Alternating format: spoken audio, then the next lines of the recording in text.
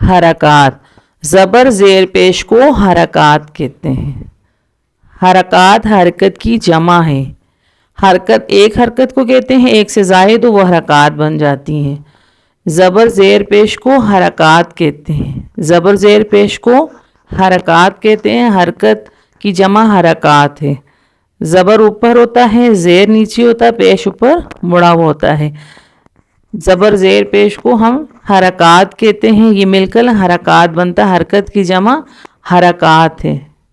زبر جو ہے وہ حرف کے اوپر ہوتا ہے، زیر جو ہے وہ حرف کے نیچے ہوتا ہے، پیش جو ہے وہ حرف کے اوپر مڑا ہوا ہوتا ہے، اس کا ایک سرا مڑا ہوا ہوتا ہے. زبر حرف کے اوپر ہوتا ہے، زیر حرف کے نیچے ہوتا ہے، پیش حرف کے اوپر مڑا ہوا ہوتا ہے. زبر کہاں ہوتا ہے؟ حرف کے اوپر ہوتا ہے، زیر حرف کے نیچے ہوتا ہے، پیش حرف کے اوپر ہوتا ہے. اس طرح ہم ان حرکت کی پہچان کریں گے. زبر کی زبر جو ہے بعض دفعہ غلط پڑھ لیتے ہیں بچے، بتانا ہے زبر اوپر ہوتا ہے حرف کے، زیر نیچے ہوتا ہے، پیش اوپر ہوتا ہے. یہ نہیں ہے کہ زیر اوپر آگے زبر نیچے، اس طرح نہیں ہے. اب ہے زبر زیر پیش. جس حرف پر زبر زیر اور پیش ہو اس حرف کو متحرک کہتے ہیں. متحرک یعنی مل کر بن گئے. پہلے یہ حرکت کو زبر کہتے ہیں. جو حرف کے اوپر جو ترچھی لکیر ہوتی ہے نا اسے زبر کہتے ہیں، حرف کو نہیں، حرکت کو زبر جو حرف کے اوپر ہے. اور جو حرف کے نیچے ہے ترچھی لگی اسے زیر کہتے ہیں. جو حرف کے اوپر مڑا ہوا ہوتا ہے اس سے پیش کہتے ہیں، حرف کو نہیں. جس حرف کے ہوگا وہ حرف متحرک حرف کہلائے گا. اب ہے شرائط. شرائط ہیں جو ہیں اس کے اصول یہ ہیں کہ حرکت زبر زیر پیش کو کس طرح پڑھتے ہیں. زبر زیر پیش کو 3 عیبوں سے بچاتے ہیں. وہ 3 عیب ہیں جو وہ ہے کہ ہم زبر کو کھینچ کر نہیں پڑھیں گے. کھینچنے سے نمبر 1 کھینچنے سے بچائیں گے. نمبر 2 مجھول پڑھنے سے بچاتے ہیں. نمبر 3 جھٹکا دینے سے بچاتے ہیں. کھینچنا اس طرح ہوتا ہے جیسے عام حرف کو پڑھتے ہیں با زبر با، یہ غلط طریقہ ہے. ٹھیک ہے. مجھول اس طرح، مجھول جو ہے وہ زیر اور پیش میں زیادہ پایا جاتا ہے، زبر میں نہیں پایا جاتا. با زیر بے، با پہ بو، یہ مجھول طریقہ ہے. اور جھٹکا دینا اس طرح ہے با بی بو، یہ غلط ہے. اسے معروف اور متوسط طریقے سے پڑھتے ہیں. زبر زیر پیش کو نہ کھینچتے ہیں، نہ جھٹکا دیتے ہیں، نہ مجھول پڑھتے ہیں، درمیانے طریقے سے پڑھتے ہیں. اور ان 3 عیبوں سے بچائیں گے. یہ 3 عیب اگر حرکت میں پائے گئے تو وہ حرف غلط ہو جائے گا، اسے ہم نے درست کرنا پڑے گا. اور اس طرح ہماری غلطی جو ہے وہ مجھول سے، کھینچنے سے، جھٹکا دینے سے جو ہوتی ہے بہت بڑی لہنے جلی، خفی بھی نہیں، لہنے جلی کی غلطی بن جاتی ہے. چھوٹی بھی نہیں، معمولی بھی نہیں، بڑی غلطی بن جاتی ہے. لہنے جلی جو ہے حرام ہے، لہنے خفی جو ہیں وہ مکروہ ہے. اب ہے شرائط. ہم نے پڑھا تھا نمبر 1 کھینچنے سے بچائیں گے حرف حرکت کو، حرکت والے حرف کو، متحرک حرف کو. تا زبر تا، تا زبر تا، تا زیر تی، تا پیش تو، یہ غلط طریقہ ہے.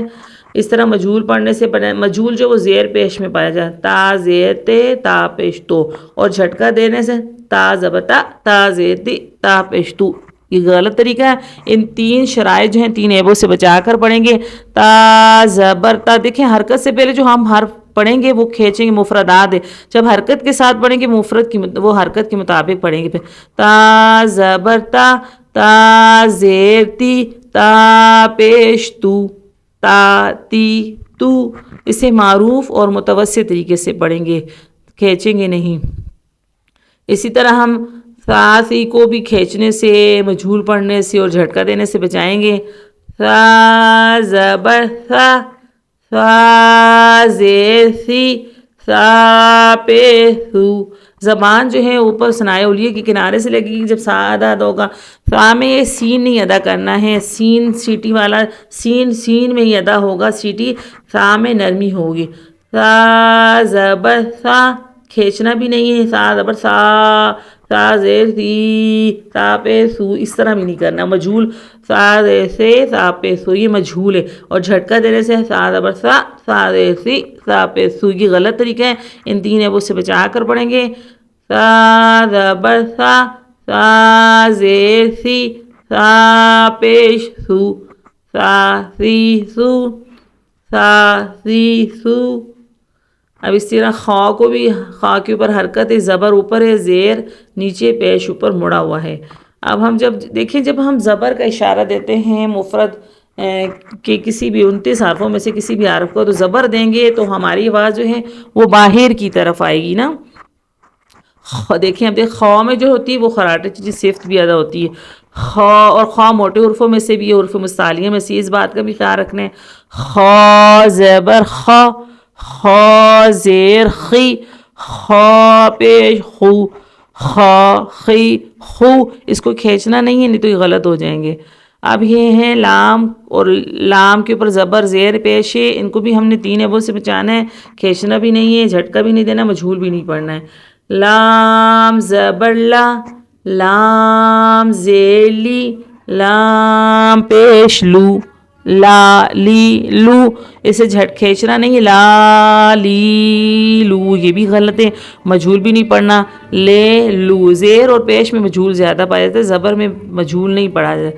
اسی طرح جھٹکا دینا، لام زبر لا، لام زیر لی، لام پہ لو، یہ غلط طریقہ ہے، ان 3 عیبوں سے بچا کر پڑھیں گے، اسے معروف اور متوسط طریقے سے پڑھیں گے۔ لام زبر لا، لام زیر لی، لام پیش لو، لا لی لو۔ اب دیکھیں الف ہمیشہ خالی ہوتا ہے، جب الف خالی ہوگا تو اسے الف پڑھیں گے، جب اس کے اوپر کوئی حرکت لگ جائے گی تو یہ الف نہیں رہے گا۔